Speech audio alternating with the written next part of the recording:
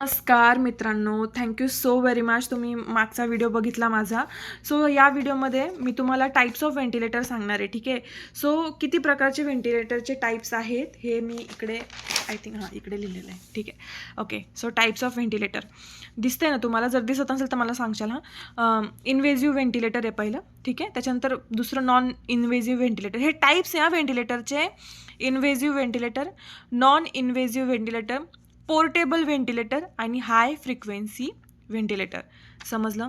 Types of व्हेंटिलेटरमध्ये काय आहे? Invasive ventilator, non invasive ventilator, portable ventilator आणि हाय फ्रिक्वेन्सी व्हेंटिलेटर. आता आपण बघणार आहे इथे. ठीक आहे. म्हणजे काय? आता इन्व्हेजिव्ह व्हेंटिलेटर म्हणजे काय? रुग्णाच्या तोंडात किंवा घशात ट्यूब म्हणजे ET tube, endotracheal tube. ET tube म्हणजे काय? Endotracheal tube. तुम्हाला स्क्रीनवरती जी ट्यूब दिसते ती टाकली जाते तोंडावाटे. तोंडावाटे रुग्णाच्या घशात ही ट्यूब टाकली जाते. ठीक आहे. सो जास्त गंभीर परिस्थितीमध्ये हे व्हेंटिलेटर आपण वापरतो. ठीक आहे. ईटी ट्यूबच्या साह्याने जे म्हणजे तुम्हाला आता मी समजून सांगते. आता पेशंट स्वतःहून श्वास घेऊ नाही शकत. आपण मागेच बघितलं, पेशंट स्वतःहून श्वास नाही घेऊ शकत.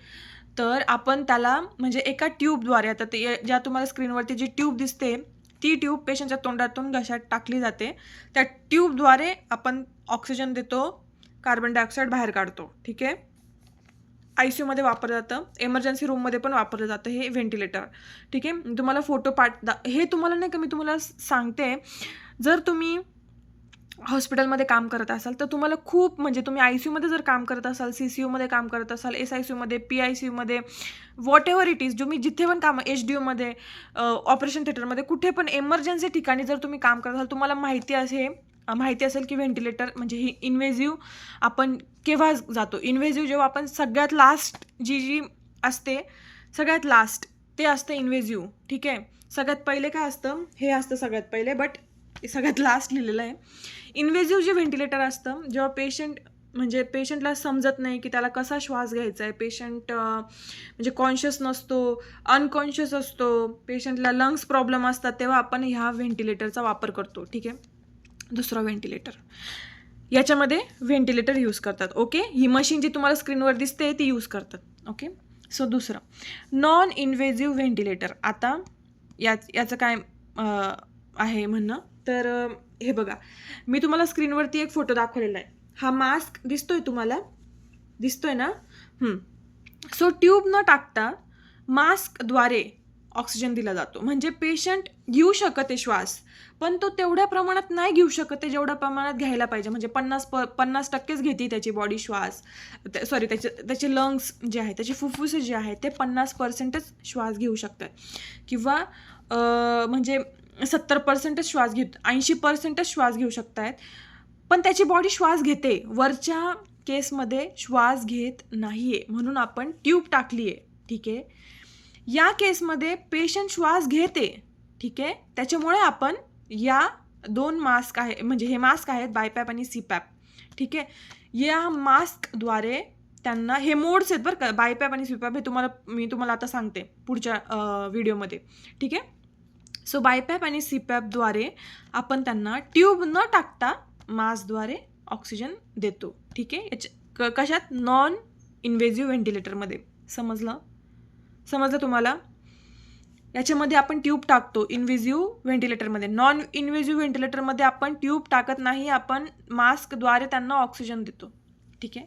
आता पोर्टेबल व्हेंटिलेटर म्हणजे काय? ठीक आहे. तुम्हाला दिसतोय का फोटो स्क्रीनवरती? लहान आणि हलके फुलके असते. ॲम्ब्युलन्स किंवा घरी वापरण्यासाठी हे पोर्टेबल व्हेंटिलेटर आपण यूज करू शकतो. काइंड ऑफ म्हणजे ज्या पेशंटला COPD असतं तर त्या पेशंटला आपण लाईफ टाईम हे व्हेंटिलेटर, म्हणजे त्यांना, तुम्ही तो सुशांत सिंग राजपूतचा जर मूवी बघितला असेल, त्यांनी जो म्हणजे त्याचं जेव्हा निधन झालं त्याच्या पहिले तो ज्याने शूट केला होता तो मूवी. ठीक आहे. त्याची जी हिरोईन असते त्या मूवीमधली हिरोईन, ती कंटिन्युअसली ऑक्सिजनचं सिलेंडर असतं ते स्वतःसोबत घेऊन फिरते. तुम्हाला जर तुम्ही तो पिक्चर बघा, खूप सुंदर चित्रपट आहे तो. ठीक आहे. सो तो ऑक्सिजनचं सिलेंडर ती घेऊन फिरते. ठीक आहे. तर त्याला नाही म्हणत portable ventilator, but kind of kind of तसंच असतं पोर्टेबल व्हेंटिलेटर. मी तुम्हाला फोटो दाखवलेला आहे स्क्रीनवरती, ठीक आहे. सो हे घरी वापरण्यासाठी आहे. हे एवढं काय मेन नाही आहे. मेन फक्त हे 2 आहेत, ठीक आहे. हे 2 आहेत आणि याच्यामध्ये टाईप आहेत, ठीक आहे. पण हे सगळं तुम्हाला माहिती असणं गरजेचं आहे, त्याच्यामुळं मी तुम्हाला हे सगळं सांगते आहे, ठीक आहे. पोर्टेबल व्हेंटिलेटर हे घरी यूज करतात, ओके.